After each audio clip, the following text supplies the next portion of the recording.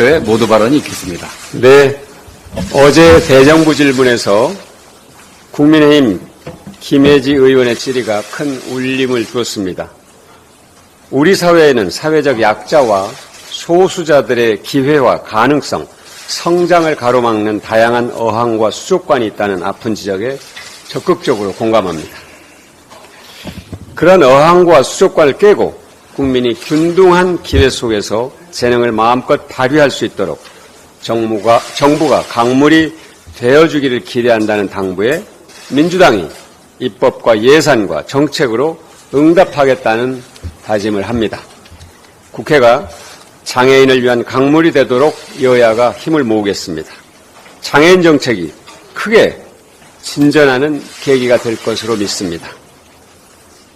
오늘은 6.15 남북 공동선언 23주년입니다.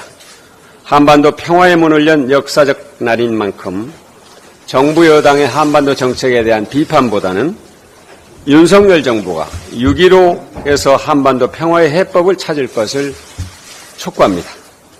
현재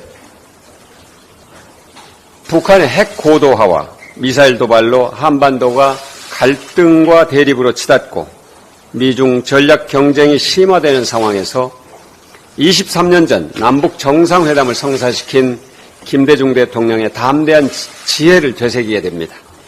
6.15는 여전히 대한민국이 가야 할 길을 말해주고 있습니다. 첫째, 한반도의 주인은 우리라는 당사자 해결 원칙입니다. 6.15 남북 공동선언에서 남북은 나라의 통일 문제를 그 주인인 우리 민족끼리 자주적으로 해나가기로 했다고 밝혔습니다. 그러한 김대중 정부의 화해협력 정책은 노무현 정부의 평화 번영 정책으로 이어졌고 문재인 정부의 한반도 평화 프로세스로 이어졌습니다. 확고한 한미 동맹 위에서 평화의 주도권을 잃지 않았습니다. 둘째, 평화 경제의 주인도 우리라는 것입니다.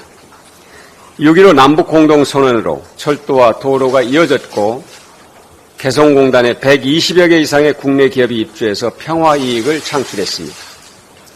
최근 30년 동안 대한민국 경제가 발전하고 남북 관계가 진전되고 국제적 위상이 높았던 시기는 민주당 정부가 평화 정책을 추구했던 시기와 거의 일치합니다. 후의 투자처인 한반도 시장의 주도권을 우리가 가져야 합니다. 셋째, 마지막까지 대화를 포기해서는 안 됩니다. 6.15의 뿌리라 할 수 있는 1972년 7.4 남북공동성명은 박정희 대통령이 만들었고 1991년 남북기본합의서는 노태우 대통령 때 이루어진 것입니다. 한반도 평화를 향한 대화의 노력은 진보와 보수와 따로 있지 않습니다. 여야의 초당적 협력과 국민적 지지의 토대를 마련해 둬야 기회가 왔을 때 대화를 재개할 수 있을 것입니다. 넷째, 전임 정부의 평화 노력을 중단해서는 안 됩니다. 문재인 정부와 윤석열 정부의 한미동맹은 다르지 않습니다. 민주당 정부가 노태우 정부의 평화 정책을 발전시켰듯이 이 정부도 문재인 정부의 경험을 계승 발전시키는 것이 필요합니다. 독일처럼 평화 정책은 정권과 무관하게 끈기 있게 이어지고 지속돼야 합니다. 어려운 상황이지만 멀지 않은 시기에 한반도 평화의 기회는 반드시 올 것입니다.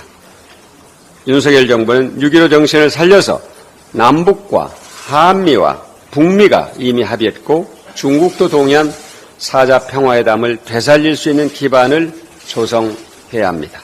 그래야 대한민국이 한반도 평화의 주인으로 복귀할 수 있습니다. 그러한 노력을 여야가 초당적으로 해나가길 간절하게 기원합니다. 이상입니다. 예, 이어서 제가